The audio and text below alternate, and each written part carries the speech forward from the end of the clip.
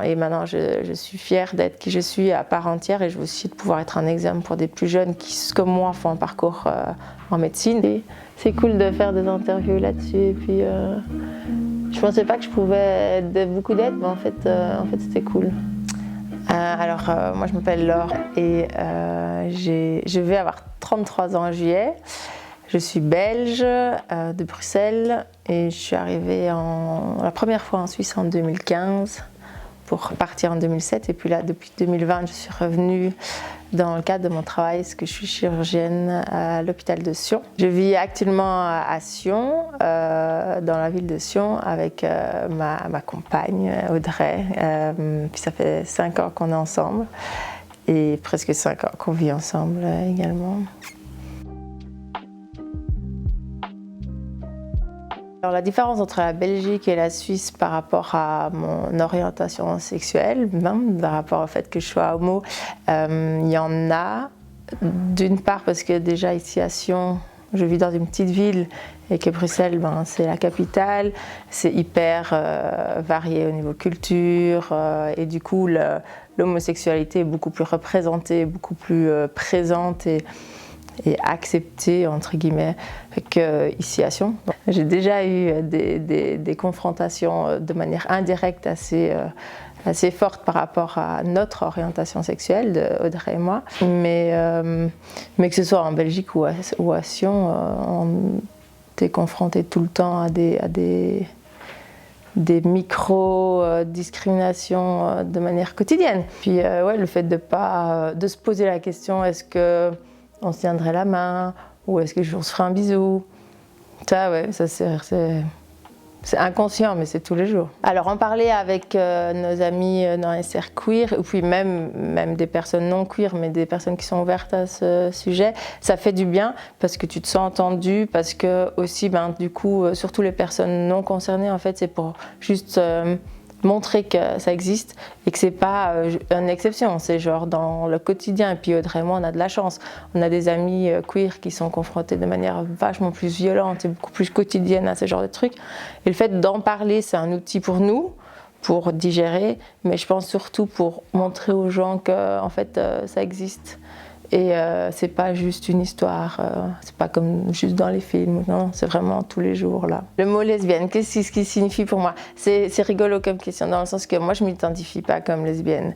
Pour la simple raison que je trouve cette société a toujours tendance à vouloir mettre les gens dans des boîtes et il faut que j'ai toutes les cases pour appartenir à une boîte et depuis toujours c'est quelque chose qui m'horrifie. J'appartiens pas à une boîte et puis du coup pour moi le mot lesbienne ne me correspond pas du tout parce que selon ce que tu entends, lesbienne c'est une fille qui aime les filles et oui je m'identifie comme femme à part entière mais je ne sais pas si je peux pas être attirée par... En fait, non, je peux être attirée par n'importe qui. Si je dois m'identifier et me mettre un label, je m'identifierais comme queer. Mais c'est aussi une évolution parce que autant quand j'étais gamine, tu vas dans la case hétéro par défaut comme tout le monde. Parce que c'est comme ça. Et puis après, ma puberté, puis mon jeune âge adulte, je commence à me poser des questions, etc. Puis c'était très difficile parce que du coup, tu te dis, est-ce que je suis bisexuelle? Et puis tu dis, non, mais en fait, je suis lesbienne, en fait, je suis gay. Et j'ai très peu ou pas utilisé le mot lesbienne, j'ai beaucoup utilisé le mot gay ou homo. Et puis en fait, pour finalement me dire, mais en fait, je suis une personne queer. Parce que pour moi, être queer correspond, je pense, le plus à l'identité que j'ai. Est-ce que je me sens représentée en tant que femme queer dans les médias? Oui, je pense que dans les médias maintenant, la représentation queer, elle est vachement meilleure qu'il y a même... je dirais 2 ans en arrière, il ne faut pas aller chercher très loin. Que ce soit en tant que femme lambda ou même en tant que femme médecin, voire même femme chirurgien, dans les médias, que ce soit sur les réseaux sociaux, mais aussi dans des séries télévisées. Je trouve que oui, on est mieux représenté, peut-être pas encore parfaitement, mais bon, ça, voilà. Ah oui, alors il y a toujours des clichés, alors ça...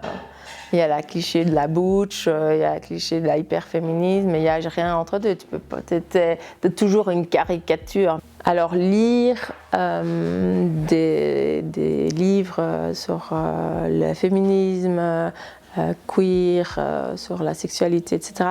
C'est quelque chose qui m'intéresse beaucoup. J'ai énormément lu là, ces dernières années. Oui, ça m'a énormément aidé aussi à m'affirmer dans qui je suis et comment gérer plein de situations personnelles et professionnelles.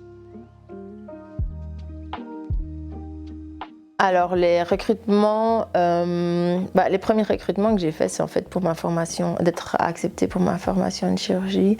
Ça s'est trop bien passé parce que j'étais une petite fac, le prof il me connaissait mes trucs, donc en fait c'était plus une formalité qu'autre chose. J'ai hésité à vouloir faire de la plastique, ça c'était difficile parce que j'ai postulé plusieurs fois pour faire de la plastique et puis à chaque fois la place a été prise par un collègue qui était collègue déjà, mais surtout fils de, et donc tu sens déjà une certaine discrimination, mais bon voilà. Toujours la question, est-ce que vous voulez des enfants ? Quand est-ce que vous êtes, comment est votre vie privée, des trucs ainsi, vous êtes en couple, machin, voilà. Alors moi quand je suis arrivée à Sion, c'était super comme entretien, c'était 2-4, vraiment très chouette, mais j'ai tout de suite dit voilà, ma compagne, mon amie, et puis en fait pour moi c'était hyper clair. Moi je voulais que ça sache que je suis en couple avec une femme. Et j'ai pas attendu qu'on me pose la question, j'ai tout de suite mis sur le tapis. La discrimination que j'ai subie pendant mon parcours professionnel, j'en ai subi énormément. Pas forcément parce que je suis queer, mais parce que je suis femme, simplement. Femme dans un monde de chirurgiens. Depuis le jour où j'ai commencé à faire mes stages. Est-ce que le médecin vient ? Tous les jours. Encore maintenant, tous les jours. Alors que c'est toi qui opères, c'est toi qui fais le suivi tous les jours. C'est quand que le médecin vient. Ouais.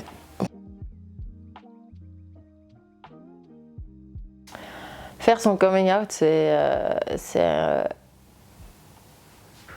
malheureusement encore de nos jours, ou quoique peut-être pour les jeunes de nos jours moins, une obligation. Parce que par défaut, tu es hétéro. Donc par défaut, tu seras hétéro jusqu'à la fin de ta vie si tu dis pas autrement. Moi, mon coming out, c'était très difficile. C'était très difficile, le plus difficile, c'était vis-à-vis de moi-même. Parce qu'à l'âge de 15 ans, je suis tombée amoureuse d'une fille et c'était ok. Sauf que j'ai fait mon coming out à l'âge de 27 ans à mes parents. Ma grand-mère, c'est ma meilleure amie. Et puis, j'ai jamais pu dire à ma grand-mère que j'étais queer. Et je vais pas pleurer. Mais ça, pour moi, c'était vraiment très difficile. Ma grand-mère m'a toujours dit carpe diem. Il faut vivre au jour le jour. Et puis, essayer de vivre la vie à 3000%. Et moi, j'ai toujours revendiqué ça parce que j'étais 100% d'accord. Mais en fait, ma grand-mère elle est décédée en 2013. Et la première fois que j'ai pu vraiment appliquer ce que ma grand-mère a dit, c'était genre 4 ans plus tard quand j'ai fait mon coming out. Et puis pour moi, justement, c'est là que je me suis dit, en fait, vie quoi, c'est ok. Alors, est-ce que les contraintes d'être femme me concernent ou non ? Quand j'ai fait mon coming out à mes parents, la première chose que ma maman m'a dit, j'aurais pas de petits-enfants. Donc, bam, la contrainte des enfants. Mon militantisme, je le pratique pas assez. Parce que je suis très militante dans mes propos et avec mes amis et amis.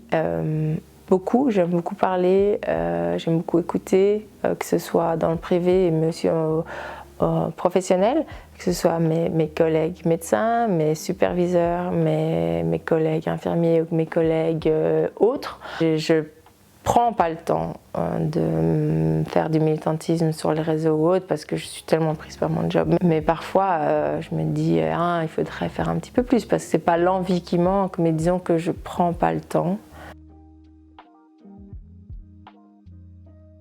Est-ce que je me sens représentée en tant que femme queer dans la lutte féministe ? Ça dépend des féministes qui parlent, je dirais. Il y a des femmes